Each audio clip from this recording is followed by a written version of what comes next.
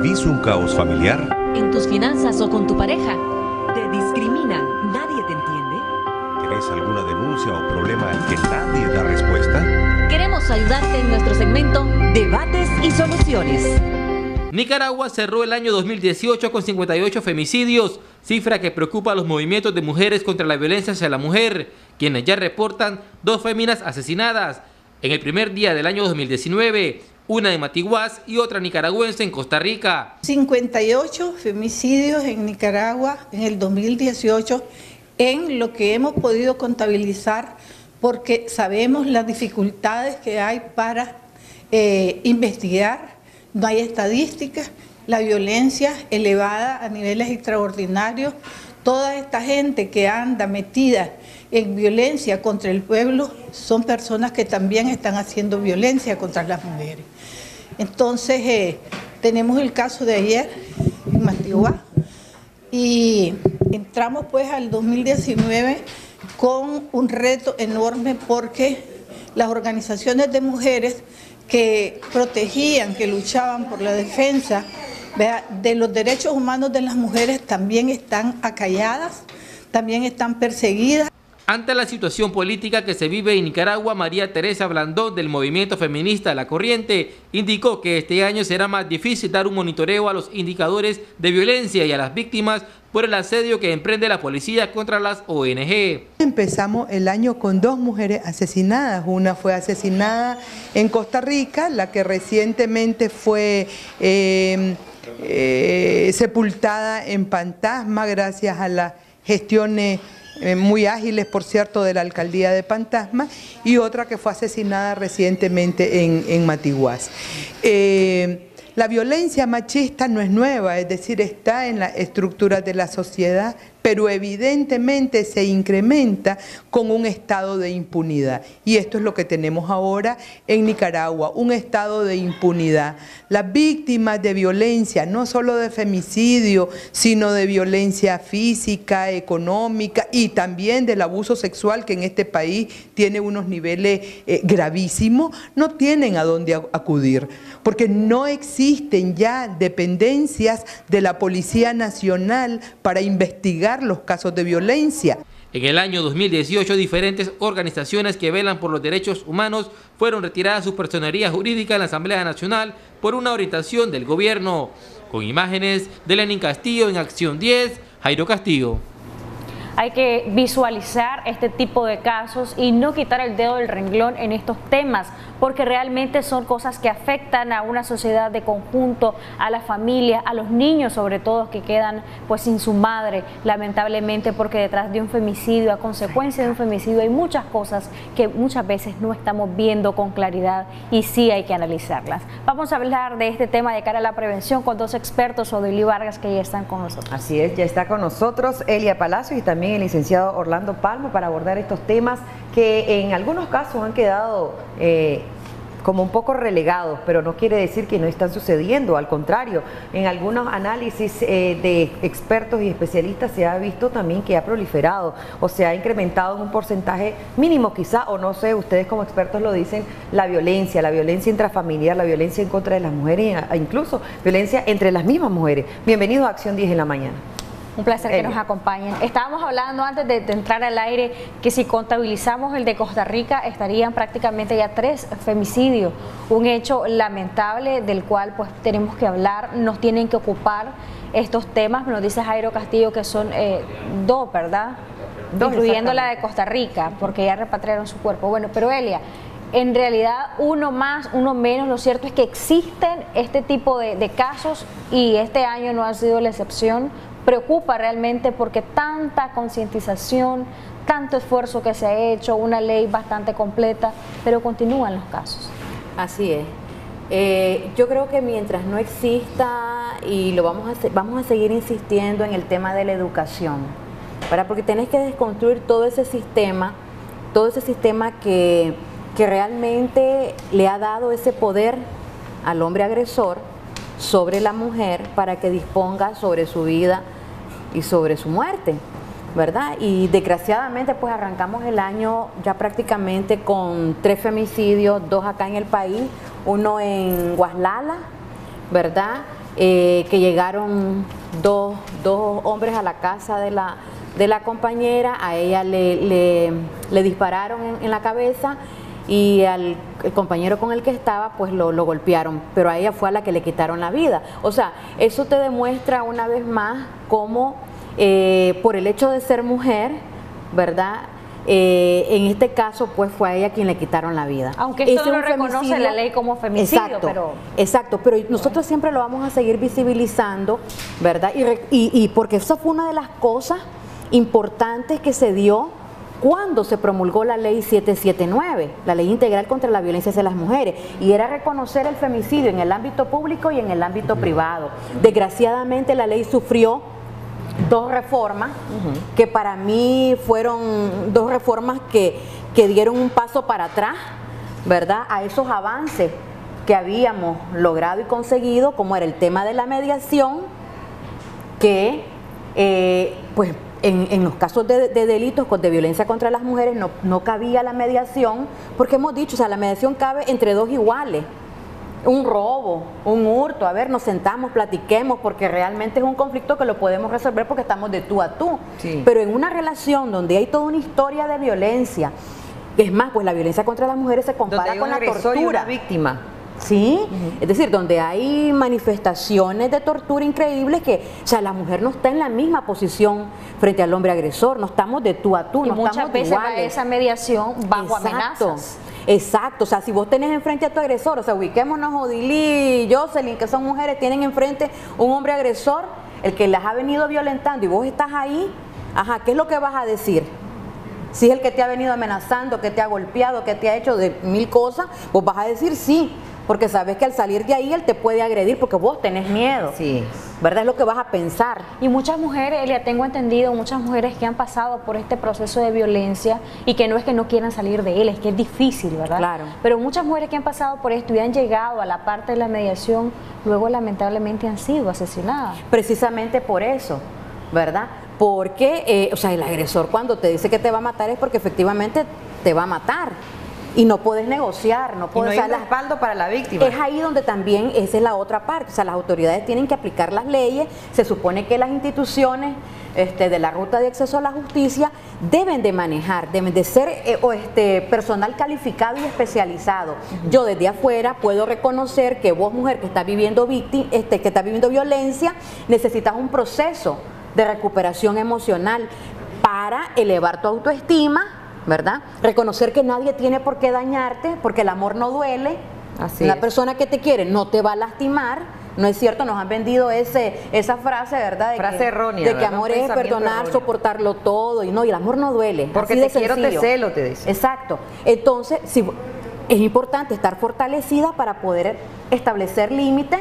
Pero entonces las autoridades tienen que reconocer esa parte, que ella necesita, y también que si se ha cometido un delito tiene que ser sancionado. Hay otra parte que decía Odilielia que me parece relevante, y es que la mujer va a mediar, está en un proceso en el que ha recibido violencia, no solo ella, también los hijos en ese matrimonio, en esa unión de hecho estable. Y después de denunciar tiene el temor, bueno, lo denuncio, pero mientras lo detienen o mientras se lleva el proceso, ¿qué va a pasar conmigo? ¿Qué va a pasar con mi hijo? Es decir, ¿se le brinda una protección a la mujer mientras está en este proceso? Claro, ¿O eso no existe? es que, bueno, desgraciadamente, y hablábamos detrás de cámaras, ¿verdad?, de que las leyes están y pueden ser buenas, pero si no se aplican, estamos en indefensión. Es decir, la ley 779 establece medidas precautelares y medidas cautelares que se tienen que aplicar para garantizar la seguridad y vida de esta mujer. Desgraciadamente, en muchos casos no se aplica. Y es como te digo, no se da ese seguimiento.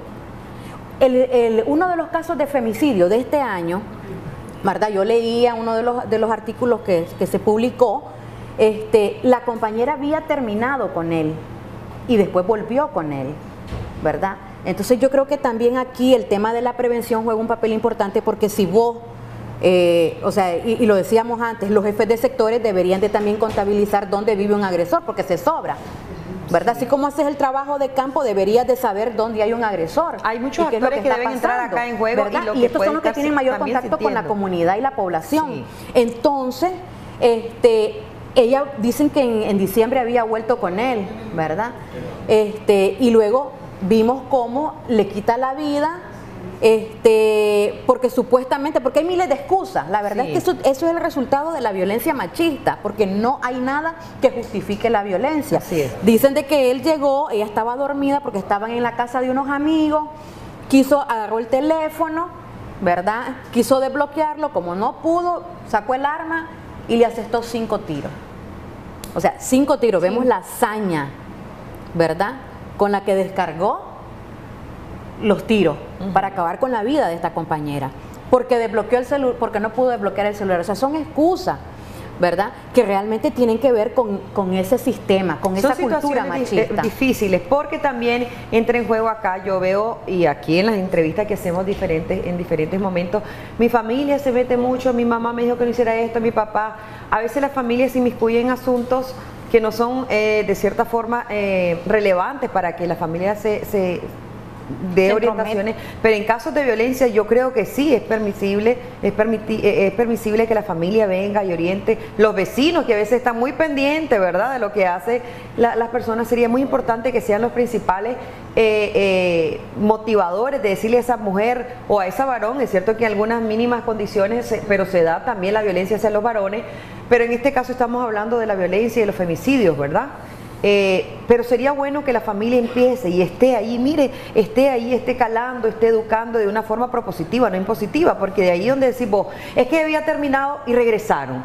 Entonces, ¿por qué dice? Porque a veces el ser humano lo que más nos motiva es cuando nos dicen no lo hagas, no lo hagas. Entonces, pero no solo decirle no lo hagas, decirle estas son las consecuencias de hacerlo, hija o hijo, estas son las consecuencias de que vos estés con ese varón porque te hizo esto, porque te hizo aquello, tus hijos, si hay hijos, si estás embarazada, porque a veces no piensan. El agresor se ha visto, ¿verdad?, de acuerdo a todos los casos que hemos visto, que no está pensando, él solo actúa, después viene y se disculpa, pero ya hasta que la persona está fallecida, hasta que la mujer está fallecida. Y quiero aprovechar eso tan importante que decía Odilí para compartirles a ambos, y quizás ambos nos dan su apreciación en cuanto a esto. Y es que conozco de casos donde, por ejemplo, está la mujer, está en el ciclo de violencia, soporta infidelidades, soporta hijos de su actual esposo con otra persona.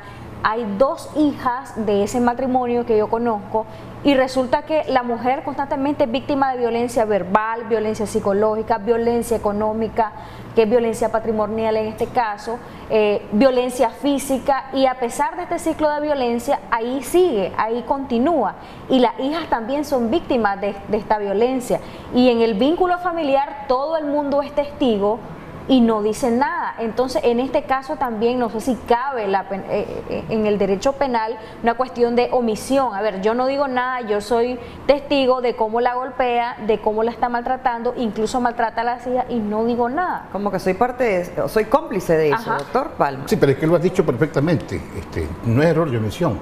Efectivamente, cuando se cumple o se realiza el acto femicida, que es la privación de la vida de una forma grotesca, violenta, la más grotesca de la que podemos nosotros tener medida, femicidio, sí hay un círculo de complicidad. Dicen, y se dice en teoría, ¿verdad?, y sobre todo cuando enseñamos en la universidad, que el agresor buscó el momento en que estaba solo para ejecutarlo, pero eso tiene un antecedente, y en ese antecedente no estaba solo. Así es. Y eso sí nosotros queremos también dejarlo claro, porque lo hemos dicho, no estaba solo, debió existir una ruta de violencia que condujo al acto criminal del femicidio. Dentro de esta neblina que plantea Elia, y yo la comparto totalmente, esa neblina que tenemos, en la que a pesar de que tenemos una ley que yo la considero muy buena,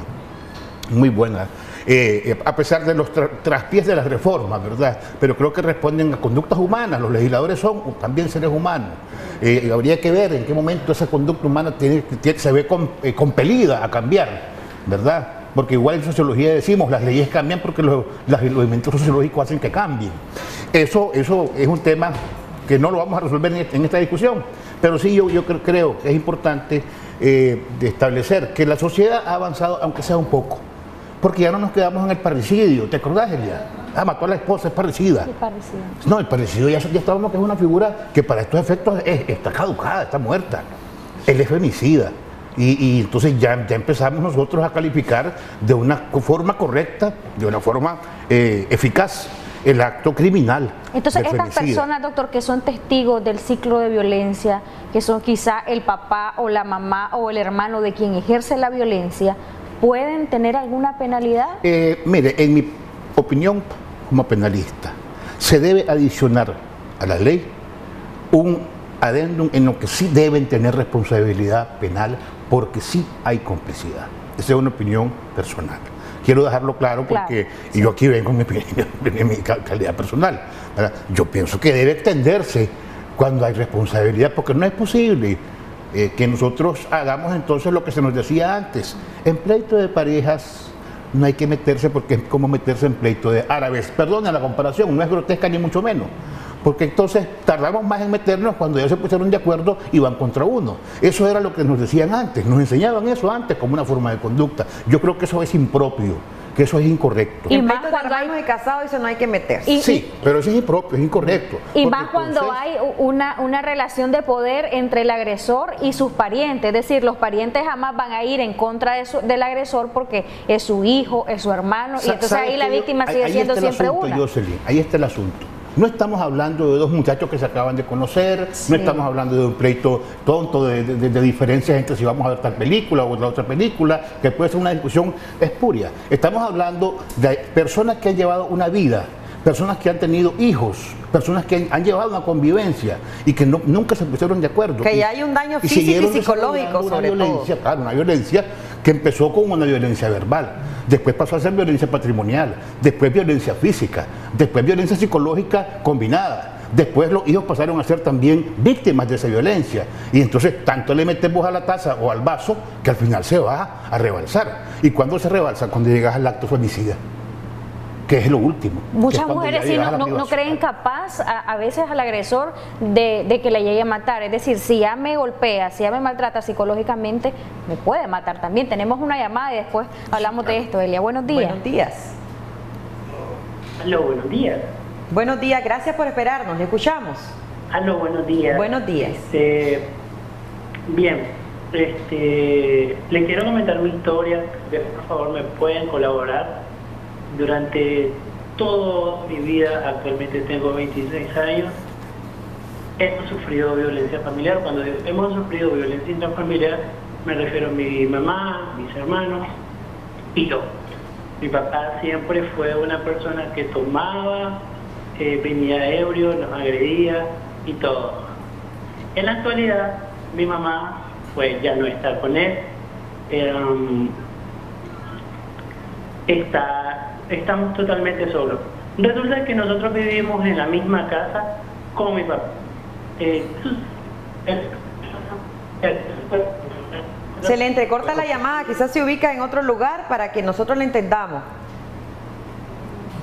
¿Qué sucede? Ustedes viven en la casa, ahí mismo estamos entendiendo que aunque no conviva su mamá con su papá, pero están viviendo bajo el mismo techo. ¿Cuál es el problema ahora? ¿Aló? Sí, no. ¿Aló? Perdimos la comunicación. ¿Tenemos la comunicación aún?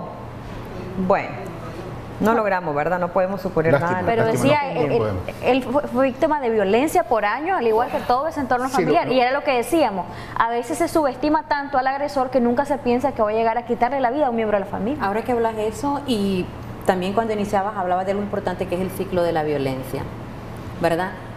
Desgraciadamente, después de las agresiones físicas, psicológicas, sexuales, económicas, viene el supuesto arrepentimiento, que es lo que conocemos en el ciclo como luna de miel, ¿verdad? Entonces, no lo vuelvo a hacer, discúlpame, es que lo hice porque estaba tomado, es porque tuve problemas en el trabajo, es porque no tengo trabajo, es porque... Porque vos me provocaste, ¿Por qué? Porque una de dos, o lo trasladan hacia ellos, ¿verdad? Es por esto, justificarlo, o es que justamente eso, Dili, es decir, vos hiciste algo que yo no quería, como por ejemplo, yo te había dicho que no fueras a la calle y fuiste, yo te había dicho que no te pusieras tal vestuario y lo hiciste, es la justificación. Ahora, eso que decís, nunca voy a pensar que la persona que está conmigo va a acabar con mi vida, porque justamente también a las mujeres se nos ha dado la carga de que sobre nosotras recae que una relación fracase o que una relación sea un éxito. Es decir, si vos, mujer, decidís casarte, tenés que aguantarle. Eso cuántas veces lo escuchamos, tenés que soportarle, mira, los hombres son así, hemos naturalizado la violencia, es que los hombres son, te fue infiel, no, pero que ellos son así, ¿verdad? Mientras esté con vos sos la mujer de la casa, vos sos la mujer del hogar y no pasa nada, es decir, llegó y te golpeó, pero es que ellos son así. Elia, perdón que tenemos una llamadita en espera, buenos días. Buenos días. Me gustaría participar con respecto al tema que tienen ahorita. Si yo estuve 13 años y medio casado con el papá de mis hijos y después, bueno, él puso la demanda de divorcio. A la hora llegada, él quiso detener el divorcio. Yo le dije al juez pues que no lo hiciera porque mi hijo en ese entonces, que tenía 12 años, ya había vivido mucho violencia. Y tengo una niña, en ese entonces tenía 2 años, y yo no quería que pasara por lo mismo. A raíz de eso, inmediatamente después del divorcio, vino la mamá de él y me puso una demanda para sacarme de la casa, con sus 2 nietos. Incluso viví mucha violencia después del divorcio y hasta la vez, porque tuve que volver a demandar, porque no le pasaban todo lo que la ley les compete a mis hijos, y ahora pues igual estoy en la misma porque me han violentado los derechos de mis hijos. Señora, una consulta, ¿a nombre de quién estaba la vivienda? Era de la dueña anterior. Lo que pasó es que esta señora era una tía política de mi ex suegra. Sí. Esta señora le debía un dinero a ella, entonces sí. Ella le dijo, pues está bien, yo te la voy a comprar porque la casa la iba a perder, la tenía prendada con el banco. Entonces la casa no era ni de su esposo ni de usted. No, ni siquiera de mi ex suegra, siempre era de la dueña anterior. Ok, por ese lado ya el doctor le va a orientar. ¿Y actualmente él está cumpliendo o incumpliendo con la pensión? Él cumple de una manera pero incumple de otra, porque él no cumple con la demanda de pensión alimenticia en tiempo y forma. Sí. Él tiene ya 1 año de estar trabajando, él gana muy bien y siempre me les pasa 2.000 córdobas. La última vez que yo lo demandé fue por incumplimiento de pensión alimenticia, sí. Donde él me pagó gastos escolares, creo que fue a inicios del 2017. Okay. Del 2017 a esta fecha, él no me ha pagado un solo córdoba. Bueno, él me pidió facturas y él solamente dijo de que no estaba de acuerdo, que no iba a pagarme nada. Déjenos los datos completos y el número de teléfono también. ¿Actualmente usted no está siendo violentada así por parte de él o de alguien de la familia? Ahorita, no físicamente, pero de una u otra manera él siempre lo hace porque él le dice cosas a mi hijo, pero como él ya está acompañado, es como que la cosa se ha calmado un poco. Okay. ¿Y usted está en la casa o lograron sacarla del domicilio? No me lograron sacar porque la señora, la mamá de él, no es dueña de la casa. Okay. No me lograron sacar. Yo estoy actualmente viviendo aquí.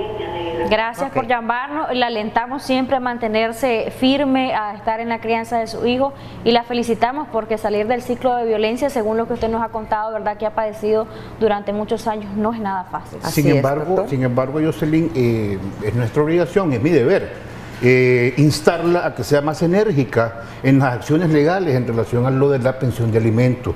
Porque si me dice que desde el 2017 no está recibiendo lo que le corresponde, ella ya debió haber tomado acciones jurídicas para la reforma de la pensión, puesto que dice que también ya cambió de salario, que ahora tiene un ingreso y sigue dando 2.000 córdobas.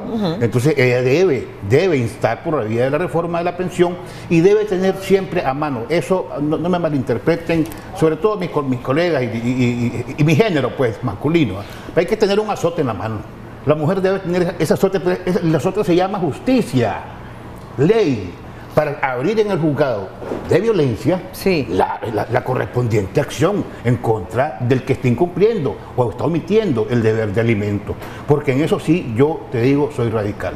Los niños no tienen por qué, ni las niñas tienen por qué pagar. ¿Y están siendo acatadas así por las autoridades, doctor? Sí, mira, se está cumpliendo. Yo te puedo dar a estadísticas personales de mi bufete, donde nosotros hemos hecho a estos deudores pagarle a los hijos y a las hijas. El problema es que tenemos que ser más enérgicos, más constantes, y esto yo sé que a veces cuesta, porque es tiempo, en algunos casos es dinero, en otros casos es el conflicto que se da con tu hijo. Sobre todo ella dice, es que a mi hijo le dicen cosas, lo dijo, y la verdad, quiere decir que el hijo interfiere y que el hijo probablemente le dice, mamá, no seas así con mi papá. o al hijo también le comienzan a meter cosas en el cerebro. Y la familia del ex también interfiere. En el caso de la propiedad, que no está a nombre ni de la ex suegra ni del ex esposo, sino a nombre de una tía del ex esposo, ¿qué debe hacer ella, doctor? Bueno, es que yo creo que ella ya hizo lo que tenía que hacer, excepcionó seguramente en el juzgado civil y logró que resultara amparada en la posesión. Me imagino que eso es lo que ella está. Okay, pero no es que no es dueña. Ella no puede ser dueña. No vengamos ahora a crear lo que no existe. Ella está amparada en la posesión. No sé si podría llegar ella a un arreglo con la dueña legítima, ¿verdad? O de alguna forma, dependiendo del tiempo que ella lleve, poder ganar esa posesión y convertirla después eventualmente en un derecho de dominio. Excelente. Pero esto es un proceso judicial civil, totalmente fuera de lo que estamos. Bueno, pero además también dentro de lo que es la ley de alimentos, que está dentro del Código de Familia, o sea, parte de esos alimentos también se entiende no solo alimentos, sino también que la otra persona garantice vivienda. Sí. ¿Verdad? Sí. Entonces, no solo para los menores, sino para esa esposa que tuvo con él mucho tiempo. ¿Verdad? Para los hijos menores de edad, ¿verdad? Está ese derecho. Y para una esposa siempre y cuando, ¿verdad?, estén en una situación de necesidad, correcto. ¿Verdad? O si no le permitió trabajar, porque es parte de otra violencia, que no les permiten que trabajen, porque el trabajo van a ver. Quiero decir, hay 2 sentencias por lo menos que yo tengo, en las que los jueces ordenaron al en este caso al cónyuge varón, a terminar de pagar la casa, y una vez que la terminara de pagar, inmediatamente la pasara por escritura pública en el juzgado, a nombre de los hijos. Eso yo lo tengo, pues, entonces dos sentencias, hay más.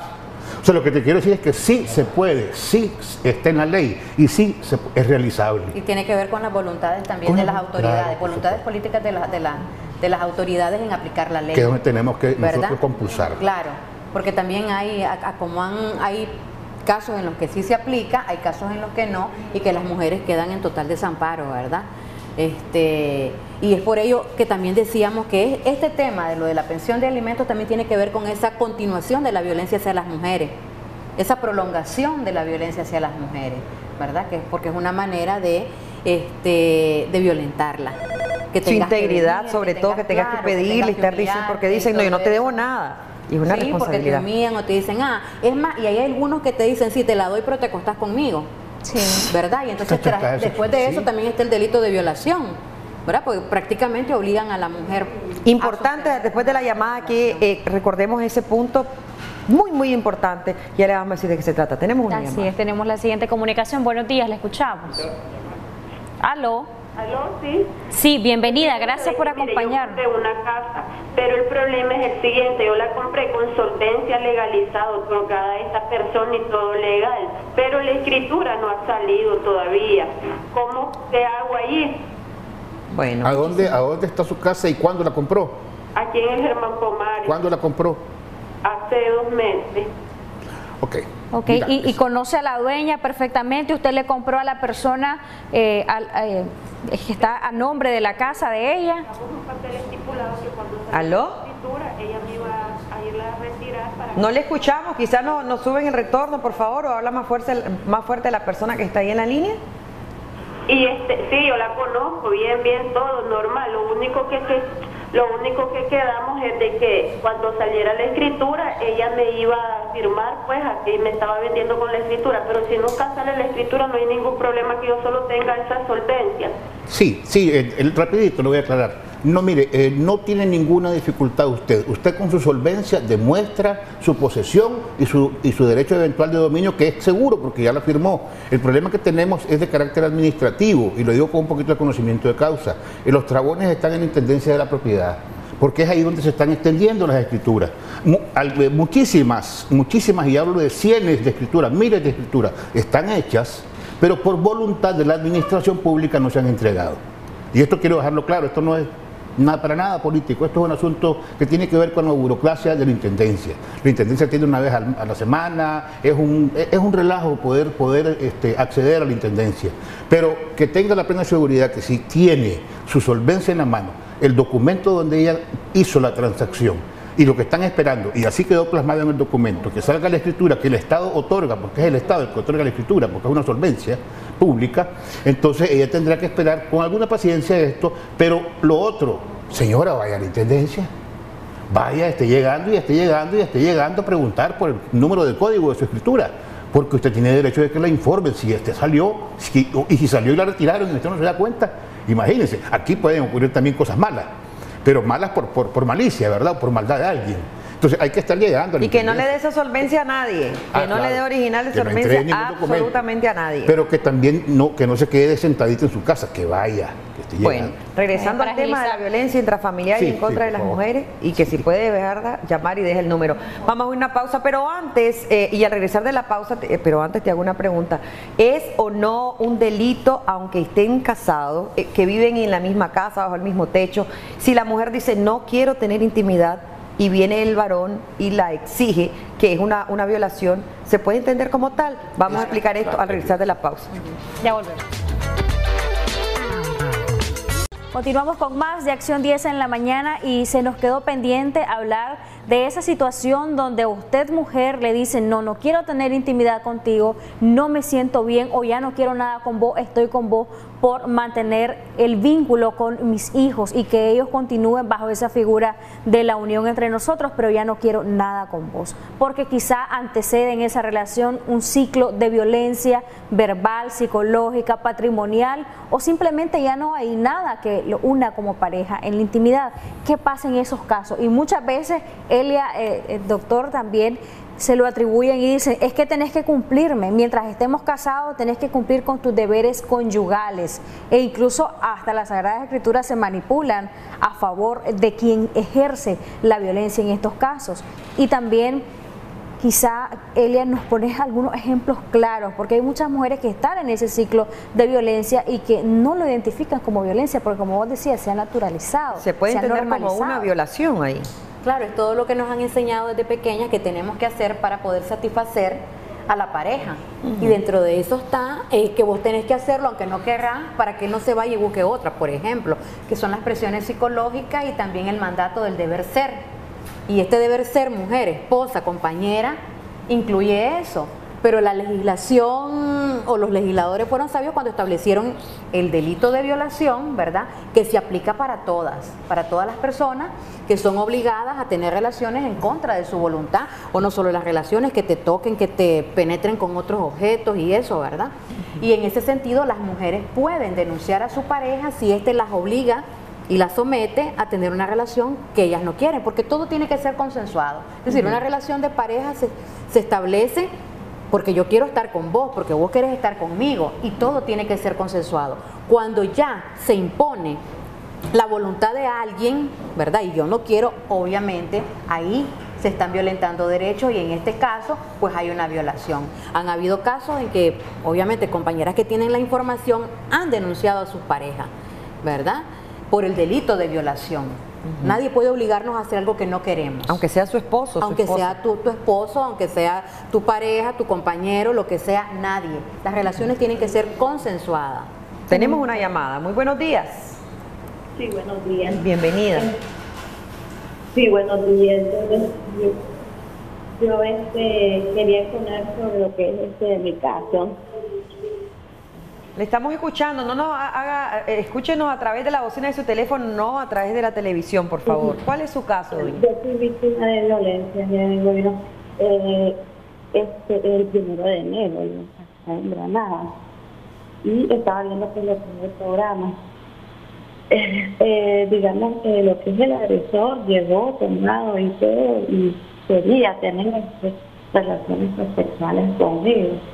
Hubo una persona de que me defendió, ¿verdad? Estamos conviviendo con este problema acá en Granada, pero yo siento de que como que no me estuvieran apoyando las autoridades. ¿La persona que la defendió es parte de su familia? No, es de una amistad de lo que es de mi hija. Okay. Pero pues fue un hecho, digamos, sangriento, porque él utilizó pues un machete para defenderme porque él me estaba violando. Sí, ¿y ahora qué ocurre? Y ahora pues ocurre que él se está haciendo a la víctima. El muchacho estuvo detenido. Sí. Y yo pues estoy así, puse la denuncia, fuimos a la policía, puse la denuncia, que se hace en Granada y todo, pero aún pues no me han dado ninguna de respuesta. Yo tuve que irme del lugar de donde estaba viviendo porque somos vecinos, pues. ¿El agresor la continúa llamando, la continúa buscando? No me continúa pues ahorita, pero sí había agresiones por parte de los familiares de él, amenazas y todo. Ellos me dijeron incluso que si iba a la policía ese mismo día con una sobrina, desde allá nos íbamos a ver y que recordara que tenía mis 2 hijos. Ok, una amenaza directa, doctor. Regálenos sus datos en lo interno, por favor, para poder ayudarle, orientarla, porque es una mujer que aparte de la violencia que ella sufrió, sigue sufriendo violencia, amenazas y que van incluso a afectar a sus hijas. Definitivamente necesita orientación particular. Y lo que hablábamos del núcleo familiar, que son los cómplices, ¿verdad? Del violentador, pero además que asistan del victimario. a las instancias correspondientes, a las oficinas de protección de derechos de la mujer. Yo no digo que vayan a buscar un abogado particular, fíjate, no es eso necesariamente. Aquí tenemos, gracias a Dios, un montón de alternativas. Pero ella fue, dice, las autoridades y todavía no la han llamado. Hay un montón de alternativas de movimientos de mujeres que pueden ayudar a personas como ella a rescatarla en esta situación que se encuentra, ¿verdad? Pero hay que hacerlo, sí, que no se quede únicamente en el discurso. Yo quería continuar con lo que estaba diciendo. Pero desgraciadamente ella está diciendo que fue a las autoridades y que no le dieron la debida todavía atención. No la han llamado. Y por eso es que hemos nosotros insistido en eso. Es decir, porque es más, en otros países existe la figura del feminicidio. El femicidio es cuando el hombre te mata, ¿verdad?, por el hecho de ser mujer. Femicidio en el ámbito público, femicidio en el ámbito privado. Y el feminicidio es cuando las autoridades se vuelven cómplices de ese femicida porque no actuaron, ¿verdad?, con la debida diligencia. ¿Sí? Aquí en el artículo 16 de la ley se establecen sanciones para las autoridades que no presten la debida atención a las víctimas. Porque es más, pues es decir, esto puede ser la antesala de un femicidio. No podemos minimizar la violencia. No podemos negar que el resultado extremo de ese continuum es el femicidio. Y por tanto, tenemos que darle la debida atención. Pero es que ahí juega un papel importante la sociedad cuando hablábamos de que si yo estoy presenciando una situación de violencia y soy vecina, soy familia, tengo que denunciarlo. Que hay gente que no lo hace porque dice que la compañera lo puede negar porque está viviendo el ciclo, sí, pero yo te decía, las autoridades saben, investigan y además saben hasta dónde puede llevar eso si no le dan la debida diligencia y tienen que actuar, porque para eso son delitos de orden público, no son privados.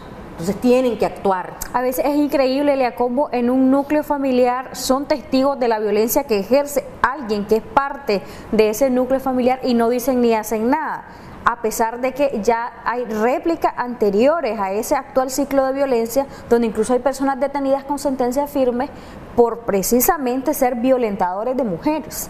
Claro, porque es como te decía, es la naturalización, es que como es mi pariente yo no lo digo, no lo hablo. Entonces son un sinnúmero de cosas que juegan, ¿verdad?, para que esto se dé. Pero es ahí, la labor de la prevención es reeducar.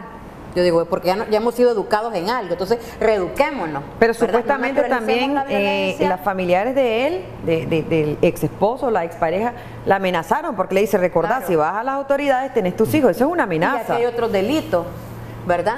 Porque en todo caso también, pues ella puede también interponer denuncia en contra de los familiares de él que están haciendo acoso, esto, ¿verdad? ¿verdad? Entonces también puede proceder contra ellos. Doctor.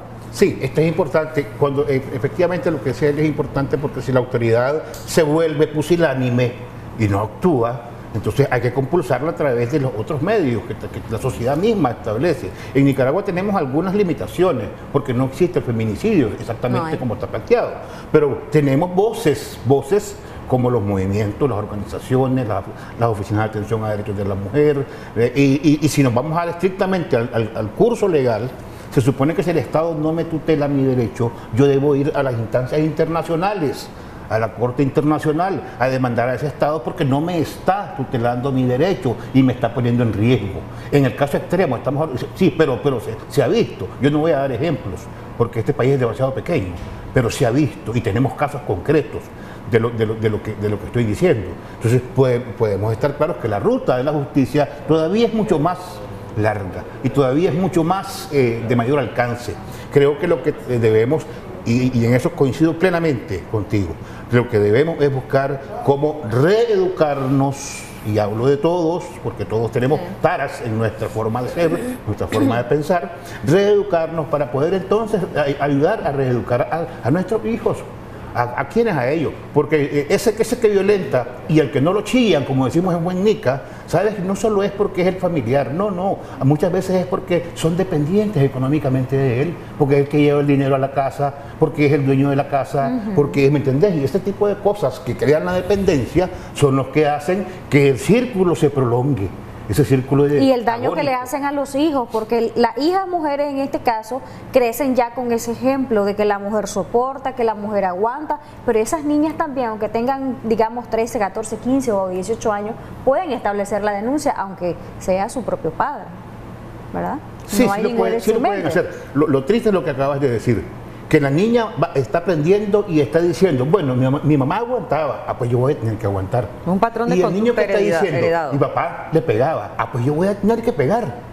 Entonces, esos son los mensajes que nuestros hijos están entendiendo. La verdad que esto es duro porque, Sí. es decir, la violencia que vive la mujer también se extiende hacia los hijos e hijas, que también tienen las secuelas. Por ejemplo, o sea, no logramos comprender en sí cuál era la problemática del joven que llamó, pero puedo entender que realmente, o sea, cómo esa situación le afectó.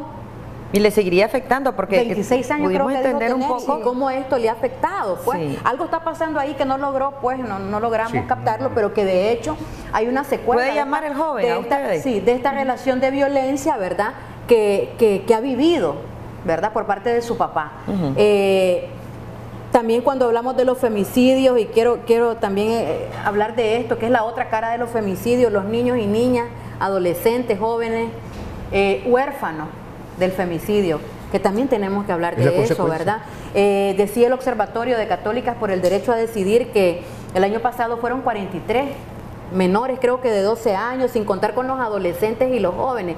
¿Cuántos hijos e hijas se quedaron sin su madre producto de la violencia extrema, verdad? Y por eso es que tenemos que trabajar en cuanto a eso. Sí. El año pasado 57 femicidios, en el 2017 51 según el Observatorio de Católica, y ahora pues ya iniciando el año llevamos prácticamente 3, 2 en el país y uno en una compañera nicaragüense que fue víctima de femicidio en Costa Rica. Elia, ¿cómo podemos ayudarle a esas mujeres que nos están viendo en este momento? Y es un patrón de conducta de todo lo que hemos estado hablando, un círculo vicioso de violencia, de agresión, de reproducción de esa violencia, incluso por parte de ella misma, por lo que está viviendo. ¿Qué signos se deben empezar a ver para decir, no, aquí yo voy más allá de un querer, más allá de un celo, ya esto es parte de la violencia?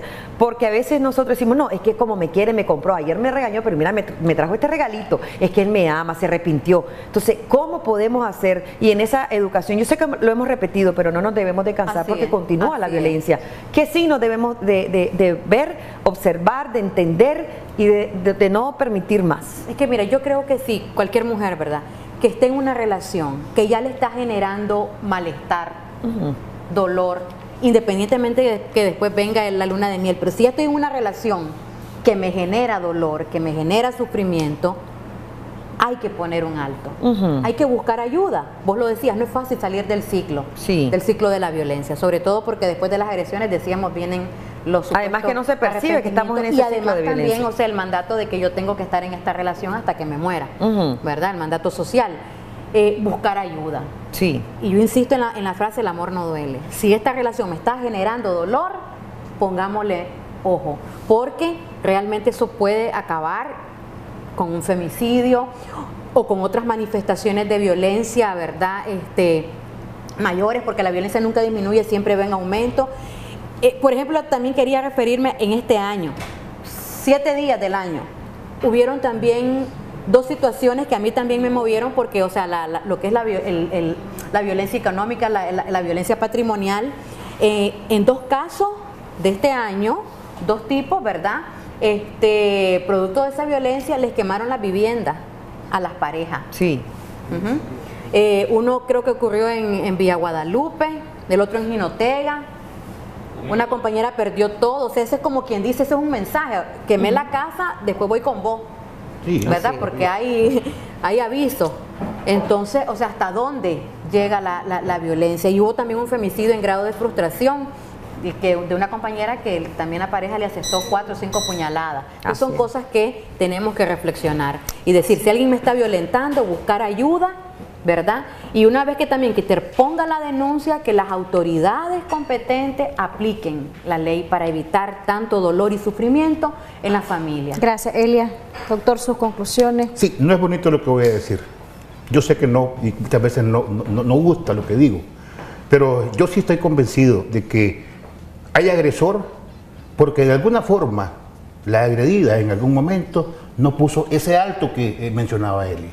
Y yo insisto que la mujer debe, y en este caso lo dirijo a la mujer, debe, si no puede sola, buscar esa ayuda a lo inmediato, porque aún siendo la esposa, es que no quiere en ese momento, y aquí le interpreta mal las cosas y termina matándola, y eso se llama femicidio. Y de eso vinimos a hablar ahora, y entonces no podemos terminar todas estas cosas en este plano. Así es, muchísimas gracias a los dos por habernos acompañado. El tema con el objetivo de prevenir, si usted está viviendo violencia, analice muy bien lo que está viviendo, analice bien las repercusiones que esto tiene no solo para usted, sino también para sus hijos e hijas, porque la violencia contra la mujer no es solo contra la mujer, es también contra ese vínculo familiar.